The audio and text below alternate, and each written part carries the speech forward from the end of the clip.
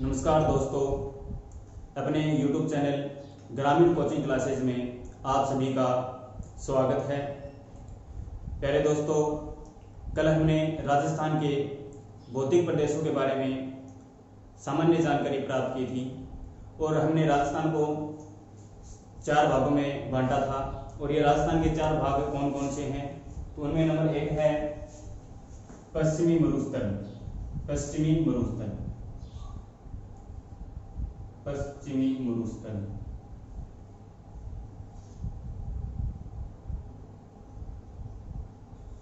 और इसमें 2 नंबर है ये मध्यवर्ती अरावली।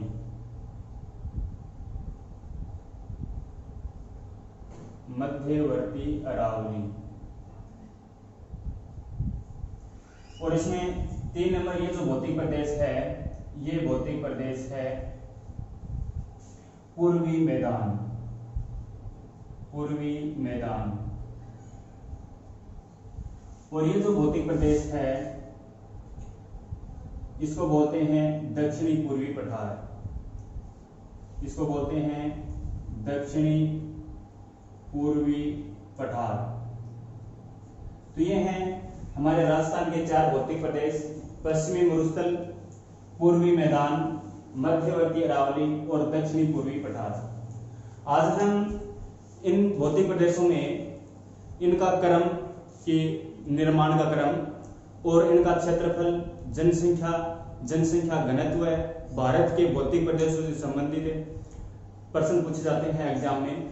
तो हम शुरुआत करते हैं इनको क्षेत्रफल को लेकर के कि पश्चिमी मरुस्थल है ये राजस्थान में के कितने भाग पर है, पूर्वी मैदान है ये राजस्थान के कितने भाग पर है, अरावली है इसने राजस्थान का कितना क्षेत्रफल घेर रखा है, और दक्षिणी पूर्वी पठार है इसका विस्तार है ये राजस्थान में कितना है।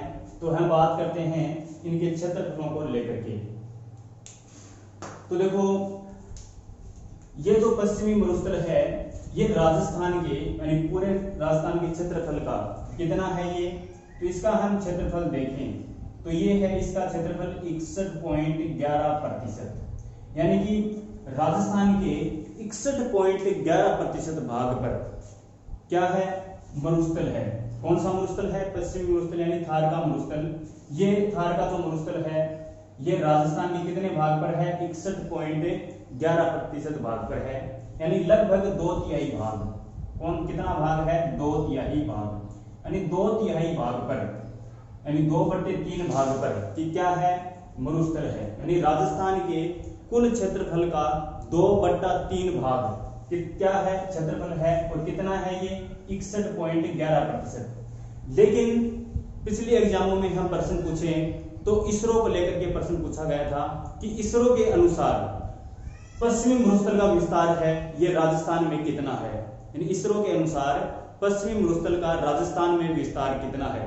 तो हम बात करें इसरो के अनुसार, इसरो है भारतीय अंतरिक्ष अनुसंधान केंद्र, इसरो के अनुसार राजस्थान में 67% भाग पर क्या है, मरुस्थल है। ये एग्जाम में प्रश्न पूछा गया था कि इसरो के अनुसार राजस्थान के कितने प्रतिशत भाग पर मरुस्थल है। तो इसरो के अनुसार हमें याद रखना है 67% भाग पर क्या है, मरुस्थल है। फिर हम बात करते हैं अरावली। अरावली है ये राजस्थान के 9% भाग पर है, 9% भाग पर, यानी कि राजस्थान के कुल क्षेत्रफल का 9% है ये क्या है, अरावली है। ठीक है। फिर हम बात करते हैं पूर्वी मैदान की। तो पूर्वी मैदान है ये राजस्थान के 23% भाग पर है। ठीक है, यानी पूर्वी मैदान का जो क्षेत्रफल है वो पूरे राजस्थान का 23% है। तो क्षेत्रफल की बात कर रहे हैं। तो हम बात करें आगे दक्षिणी पूर्वी पठार की।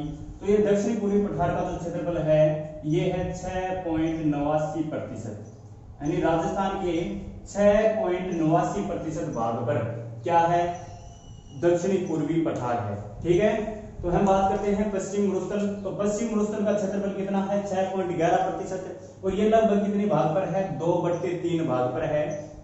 और इसरो के अनुसार 67% भाग पर क्या है, पश्चिमी मरुस्थल है। यानी पश्चिमी मरुस्थल का विस्तार है वो कितने प्रतिशत भाग पर है, 67% भाग पर। लगभग 2,09,000 वर्ग किलोमीटर में क्या है, पश्चिमी मरुस्थल है।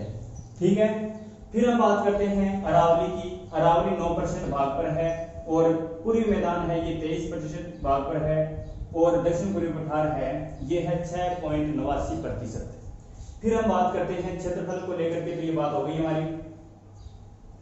फिर जनसंख्या को लेकर के प्रश्न पूछा जाता है कि जनसंख्या है ये कितने प्रतिशत भाग पर, यानी कितनी प्रतिशत जनसंख्या है इन चारों भौतिक प्रदेशों में निवास करती है। तो जनसंख्या को लेकर के हम बात करें, जनसंख्या तो पूरे राजस्थान की कुल जनसंख्या का 40% जो जनसंख्या है, 40% जो जनसंख्या है ये पश्चिमी मरुस्थल में निवास करती है। तो ध्यान रखना है कि पूरे राजस्थान की 40% जनसंख्या कहां निवास करती है, पश्चिमी मरुस्थल में निवास करती है। फिर हम बात करें तो पूर्वी मैदान में, देखो पूर्वी मैदान में जो जनसंख्या है ये 39%, 39% जनसंख्या है ये कहां निवास करती है, पूर्वी मैदान में। और अरावली में जनसंख्या निवास करती है 10%, 10% जनसंख्या है ये मध्यवर्ती अरावली में निवास करती है। तो राजस्थान की कुल जनसंख्या का 40% जो भाग है ये पश्चिमी मरुस्थल में है, 10% भाग मध्यवर्ती अरावली में निवास करता है और 39% भाग 39% भाग है ये पूर्वी मैदान में निवास करता है। और बात करें दक्षिणी पूर्वी पठार की, तो यहाँ जनसंख्या है ये 11% निवास करती है। ठीक है, तो जनसंख्या को लेकर के प्रश्न पूछा जाता है। तो जनसंख्या को लेकर के 40% है ये पश्चिम मरुस्थल में निवास करती है, 10% मध्यवर्ती अरावली और पूर्वी मैदान में 39%, दक्षिणी पूर्वी पठार में 11% जनसंख्या निवास करती है। फिर आगे हम बात करें जनसंख्या घनत्व, इनके जनसंख्या घनत्व के बारे में हम बात करें, जनसंख्या घनत्व, जनसंख्या घनत्व। तो जनसंख्या घनत्व में इनका क्रम पूछा जाता है। ठीक है, कि जनसंख्या घनत्व है इसमें सबसे ज्यादा जनसंख्या कौन से मतलब भौतिक प्रदेश का है और सबसे कम कौन से भौतिक प्रदेश का है, या इनका क्रम पूछा जा सकता है। जनसंख्या घनत्व के आधार पर चारों भौतिक प्रदेशों का क्रम भी पूछा जा सकता है। तो हम बात करें जनसंख्या घनत्व की, तो यहाँ पर देखो पश्चिमी मरुस्थल का देखो क्या है, क्षेत्रफल ज्यादा है। घनत्व का मतलब होता है प्रति वर्ग किलोमीटर में निवास करने वाली जनसंख्या क्या होती है, जनसंख्या घनत्व होती है। क्योंकि इसका क्षेत्रफल क्या है, ज्यादा है, इसलिए इसका घनत्व है वो बहुत ही कम होगा। ठीक है ना। तो हम बात करें कि जनसंख्या सर्वाधिक निवास करती है पश्चिमी मरुस्थल में पूरे राजस्थान की 40%। लेकिन जनसंख्या घनत्व की बात करें तो यहाँ का क्षेत्रफल क्या है, ज्यादा है, इसलिए यहाँ पर जनसंख्या घनत्व कम पाया जाता है। इसलिए जनसंख्या घनत्व की बात करें तो इन चारों भौतिक प्रदेशों में ये कितने नंबर पर आएगा, 4 नंबर पर आएगा। ठीक है ना। जनसंख्या घनत्व के मामले में पश्चिमी मरुस्थल कितने नंबर पर आएगा, 4 नंबर पर। और 1 नंबर पर क्या आएगा, देखो पूर्वी मैदान है इसका जनसंख्या घनत्व है ये क्या है, चारों भौतिक प्रदेशों में 1 नंबर पर है। ठीक है ना। सबसे ज्यादा जनसंख्या घनत्व कहां निवास करता है, पूर्वी मैदान में निवास करता है। अब देखो यहां पर क्या है, 6.89%, यानी जनसंख्या के मामले में हम बात करें तो यहाँ पर 11% है। ठीक है, जनसंख्या कितनी निवास करती है, दक्षिण पूर्वी पठार में 11% है। और ये क्या है, देखो यहाँ पर इसका जो क्षेत्रफल है वो कितना है, 6.89%, यानी बहुत ही कम है। इसलिए यहाँ पर जनसंख्या घनत्व है ये पूर्वी मैदान के बाद में 2 नंबर पर आता है। ठीक है ना, 2 नंबर पर। तो जनसंख्या घनत्व के मामले में दक्षिण पूर्वी पठार है ये कितने नंबर पर आता है, 2 नंबर पर। और ये मध्यवर्ती अरावली है ये जनसंख्या घनत्व में कितने नंबर पर आती है, 3 पर। तो जनसंख्या घनत्व की हम बात करें तो सबसे ज्यादा जनसंख्या घनत्व कहां पर निवास करता है, पूर्वी मैदान। यानी जनसंख्या घनत्व किसका ज्यादा है, कौन से भौतिक प्रदेश का ज्यादा है, तो पूर्वी मैदान का है। और 2 नंबर पर बात करें तो दक्षिणी पूर्वी पठार का है, फिर मध्यवर्ती अरावली का है और 4 नंबर पर क्या है, पश्चिमी मरुस्थल। तो ये हमें ध्यान रखना है कि सबसे ज्यादा जनसंख्या घनत्व है ये पूर्वी मैदान का है और सबसे कम जनसंख्या घनत्व है ये किसका है, पश्चिमी मरुस्थल का है। ठीक है ना। जनसंख्या घनत्व के मामले में पश्चिमी मरुस्थल है ये 4 नंबर पर आएगा। ठीक है। फिर इसके निर्माण के क्रम को प्रश्न पूछा जाता है, निर्माण के क्रम को लेकर के कि निर्माण का क्रम देखा जाए तो सबसे पहले क्या बना था, यानी इनके बनने का समय देखें तो बनने के समय में हम देखें तो मध्यवर्ती अरावली है ये विश्व की सबसे प्राचीनतम वलित पर्वत श्रृंखला है। इसलिए सबसे पहले कौन बनी? मध्यवर्ती अरावली। हम बात करें इनके बनने का समय यानी निर्माण का समय,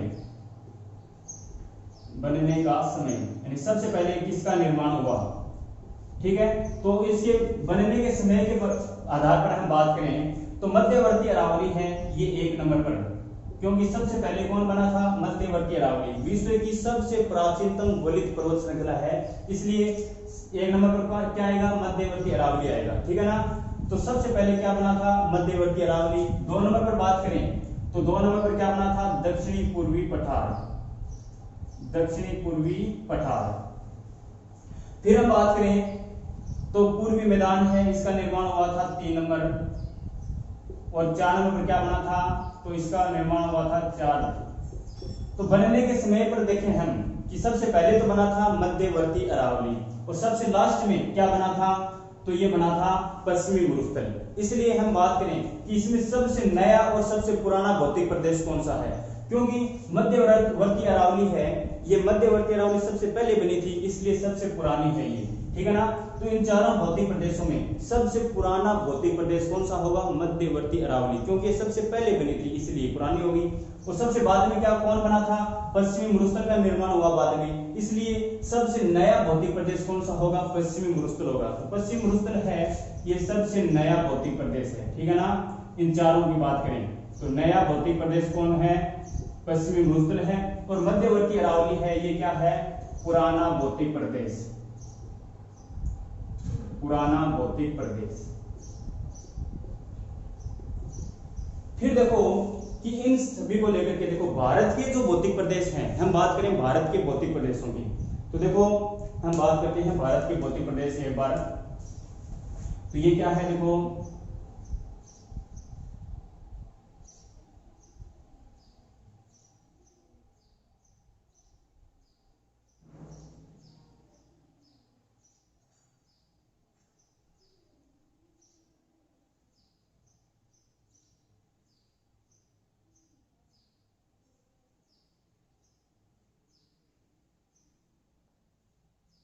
ये है भारत, ठीक है। और भारत में हम बात करें 2 भौतिक प्रदेशों की तो यहां पर देखो ये जो दक्षिणी भारत है इसको कहा जाता है प्रायद्वीपीय भारत। क्या है ये? कौन सा भारत है? ये भारत है देखो प्रायद्वीपीय भारत है। फिर हम बात करें ये जो भाग है पूरा इसको बोला जाता है मैदानी भाग यानी उत्तर का विशाल मैदान। ये जो भाग है इसको तो बोला जाता है उत्तर का विशाल मैदान, उत्तर का विशाल मैदान, क्योंकि इसका निर्माण है वो गंगा यमुना नदियों के द्वारा हुआ है। 2 नदियां बहती हैं, देखो यहाँ पर नदियां बहती हैं गंगा यमुना इस प्रकार से। तो गंगा यमुना के भाग है इसलिए इसको बोला जाता है उत्तर का विशाल मैदान। और ये है हमारा प्रायद्वीपीय भारत है। दक्षिणी भारत को क्या कहा जाता है? प्रायद्वीपीय भारत कहा जाता है। क्यों कहा जाता है? तो देखो इसका एक कारण है कि यहाँ पर क्या है? बंगाल की खाड़ी है। क्या है यहाँ पर? बंगाल की खाड़ी। और यहाँ पर है अरब सागर। क्या है? अरब सागर। तो भारत के जस्ट नीचे एक महाद्वीप है, महासागर है जिसका नाम है हिंद महासागर, हिंद महासागर। देखो भारत के इस साइड में क्या है? पानी है और इस इधर दाईं तरफ भी क्या है? पानी है और भारत के नीचे भी क्या है? पानी है। यानी एक ऐसा स्थलीय भाग है, एक ऐसा स्थलीय भाग जिसके 3 ओर क्या हो? पानी हो। एक ऐसा स्थलीय भाग जिसके क्या हो? 3 ओर पानी हो, उसे बोला जाता है प्रायद्वीप। उसे क्या बोला जाता है? प्रायद्वीप। देखो एक तो होती है खाड़ी, हम बात करें एक तो होती है खाड़ी और एक होता है प्रायद्वीप, प्रायद्वीप। तो इनमें अंतर क्या होता है कि प्रायद्वीप क्या होता है? एक स्थलीय भाग होता है। क्या होता है? एक स्थलीय भाग। हम बात करें क्या होता है? एक स्थलीय भाग होता है इस प्रकार से। और ये जो स्थलीय भाग है, कोई भी स्थलीय भाग हो उसके 3 ओर यदि पानी है उसे बोला जाता है प्रायद्वीप। तो भारत के 3 ओर क्या है? दक्षिणी भाग में बात करें 3 ओर क्या है? पानी है, इसलिए इसको बोला जाता है प्रायद्वीपीय भारत है, ठीक है ना।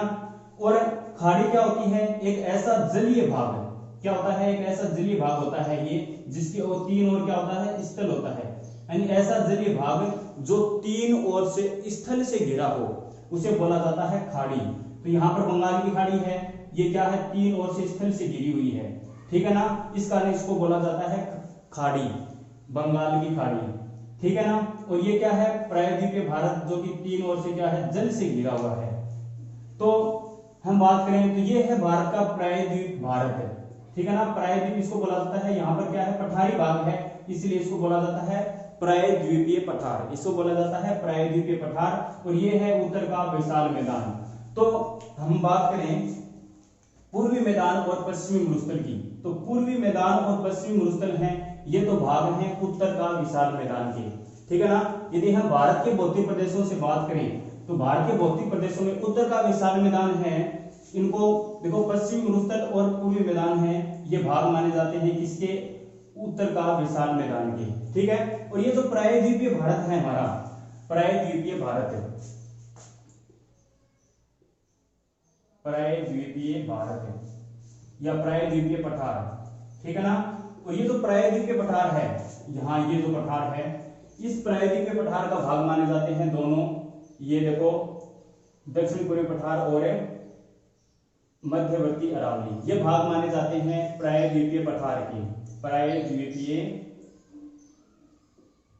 पठार के। तो ये हमें ध्यान में रखना है। तो देखो राजस्थान के भौतिक प्रदेशों में प्रश्न क्या क्या पूछे जाते हैं। तो पहले हम बात करते हैं राजस्थान के भौतिक प्रदेश। तो राजस्थान के भौतिक प्रदेश हैं 4, कौन कौन से हैं, पश्चिमी मरुस्थल है, मध्यवर्ती अरावली है, पूर्वी मैदान है और दक्षिण पूर्वी पठार। तो राजस्थान को मुख्य रूप से इन 4 भौतिक प्रदेशों में बांटा गया है। फिर हम बात करते हैं इनके क्षेत्रफल को लेकर के। तो पश्चिमी मरुस्थल है, इसका क्षेत्रफल है 61.11% और ये राजस्थान के लगभग 2/3 भाग पर है ये, ठीक है ना। कि राजस्थान का लगभग 2/3 भाग क्या है, मरुस्थल है, ठीक है ना। और इसरो के अनुसार ये ध्यान में रखना है कि इसरो के अनुसार पश्चिमी मरुस्थल का जो विस्तार है वो कितने भाग पर है, 67% भाग पर है। और मध्यवर्ती अरावली है, ये 9% भाग पर है। और पूर्वी मैदान की बात करें तो 23% भाग पर है। और दक्षिणी पूर्वी पठार है, ये है 6.89% भाग पर है। फिर हम बात करें जनसंख्या को लेकर के, तो पश्चिमी मरुस्थल में सर्वाधिक 40% जनसंख्या निवास करती है। पश्चिमी मरुस्थल में सर्वाधिक कितनी जनसंख्या, 40% जनसंख्या है वो निवास करती है। फिर हम बात करें सबसे कम जनसंख्या है, ये मध्यवर्ती अरावली में 10% निवास करती है। और 2 नंबर पर जनसंख्या है, ये पूर्वी मैदान में निवास करती है 39%। और दक्षिण पूर्वी पठार में जनसंख्या है, ये 11% जनसंख्या निवास करती है। फिर हम बात करें जनसंख्या घनत्व की, तो जनसंख्या घनत्व में देखो कि पश्चिम मरुस्थल का जो क्षेत्रफल है ये ज्यादा है, इसलिए सबसे कम जनसंख्या घनत्व किसका है, पश्चिम मरुस्थल का। 4 नंबर क्रम देखिए इनका, तो सबसे ज्यादा जनसंख्या घनत्व किसका है, पूर्वी मैदान का है। और उसके बाद हम जनसंख्या घनत्व की बात करें तो दक्षिण पूर्वी पठार का 2 नंबर पर जनसंख्या घनत्व है। और फिर मध्यवर्ती अरावली जनसंख्या घनत्व में 3 नंबर पर आती है। फिर हम इनके बनने का समय या निर्माण का समय देखें तो सबसे पहले क्या बना था, मध्यवर्ती अरावली बनी, फिर दक्षिण पूर्वी पठार, फिर पूर्वी मैदान और उसके बाद में पश्चिमी मरुस्थल, यानी कि पश्चिमी मरुस्थल क्या है, सबसे बाद में बना है, इसलिए सबसे नया भौतिक प्रदेश है। और मध्यवर्ती अरावली है, ये सबसे पहले बनी थी, इसलिए इसको बोला जाता है सबसे पुराना भौतिक प्रदेश। फिर भारत के भौतिक प्रदेशों में हम संबंध देखें तो पश्चिमी मरुस्थल और पूर्वी मैदान है, ये तो है उत्तर के विशाल मैदान, भारत के उत्तर का विशाल मैदान है, उसके बाद है पूर्वी मैदान और पश्चिमी मरुस्थल।